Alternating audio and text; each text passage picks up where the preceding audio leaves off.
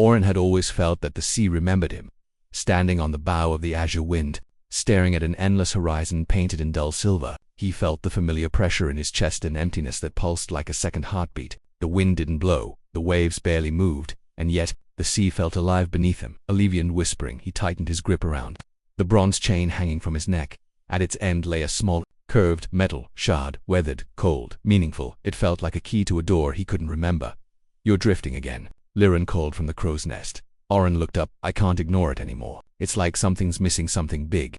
Liren slid down the rigging and landed beside him with cat-like ease. "Emptiness doesn't come from nowhere. Orin, something was taken from you or left behind." Before he could reply, the ship's cabin door opened. Captain Serafel stepped out, her long white hair blowing like a banner. Beside her walked Nalia, holding a strange silver-blue compass. "Gather around," Serafel commanded. The crew formed a loose half-circle. Nalia flipped open the compass. Its needle spun wildly, then snapped toward the westward, the forbidden waters known as the Drowned Reach. But the compass didn't just point, it glowed. Soft blue pulse rippled from it and latched directly onto Orin's chest. Nalia inhaled sharply. "The compass reacts only to someone who has surrendered a memory to the sea. Orin, it's calling you." Murmurs rose. All eyes locked on him. Orin felt the world tilt. I don't remember giving anything away." "No one does," Thalion croaked as he limped forward, the ship's oldest sailor, half ghost in speech and step. "But you did, boy. And the sea kept its side of the bargain." Orin swallowed. "What bargain?" Thalion's pale eyes gleamed. "One made in desperation." The azure wind changed course. As they neared the reach, the sea grew unnaturally still. Clouds thickened overhead like a closing fist. By dawn of the third day, the sky split. A single white beam burst through the cloudstone, widened into a gigantic, motionless eye of light.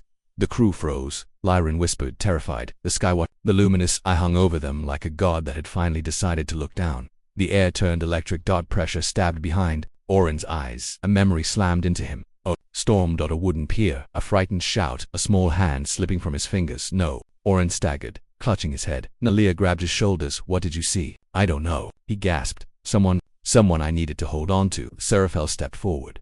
"Prepare the skiff." "Orin, Nalia, Liren, Thaliana coming with me." Lyra hesitated. "No one enters the Reach and stays unchanged." Serafel's voice didn't waver. "That is why we're going." Because Orin wasn't just being guided. He was being summoned. The small skiff drifted through heavy mist beneath them. Shadowy faces floated under the surface, staring upward, mouths closed, eyes full of stories long forgotten. "Lost memories," Nalia whispered. "Echoes of what people abandoned." Finally, the fog thinned. Orin gasped. Rising from the dead-still water were hundreds of black stone monoliths, some tall as towers, others half-sunken, all connected by shimmering glass pathways. Thalion whispered reverently, "The Drowned Archive, where the sea keeps what people can't bear to remember."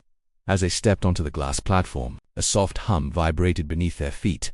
Orin felt something pull at him, an invisible thread, tightening around his ribs. He followed it through the maze of pillars. Each monolith flickered with images: a woman burying a locket in the sand, a man burning a letter he couldn't read again, a child watching someone disappear into the waves. Nalia pressed a hand to her mouth. "This place is alive with grief." Then one pillar pulsed, brighter than the rest. It cracked faintly as Orin approached. As if it recognized him, Liren whispered, "That one is yours." Orin reached out. The stone was warm to warm. His fingers touched it, and the world collapsed. He was on a pier. Wind howled.